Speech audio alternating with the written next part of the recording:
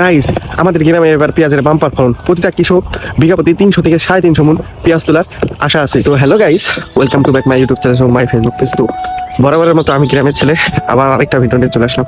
তো গাইস, অনেক আপনাদের বিলের ভিডিও দেখাইছি, পেঁয়াজের ভিডিও দেখাইছি, কিন্তু পেঁয়াজ কেমন পরিমাণে আমাদের ভিয়ে নামে এই ভিডিওটা করিনি। তো আজকে আমি আপনাদের দেখাবো পেঁয়াজ আমাদের বিঘা প্রতি কতখানি হয় আর কেমন সাইজের পেঁয়াজ হয়। তো পুরো ভিডিওটা দেখো গাইজ। ইতিমধ্যে আমি এখন বর্তমানে ভিলে চলে এসেছি, আর বিলে এসে আমার বিয়ে চলে এসেছি। তো এখন আপনাদের দেখাবো আমার পেঁয়াজ, এবার আমাদের বিয়ে কি সুন্দর পেঁয়াজ হয়েছে। তো এই যে সব পেঁয়াজ দেখুন, বর্তমানে এখনো 2টা সাইজ লাগবে পেঁয়াজে। তো গাইজ, এবার আমাদের প্রচুর পরিমাণে আমাদের বিলে পেঁয়াজ হয়েছে, এই যে চারদিকে পেঁয়াজ।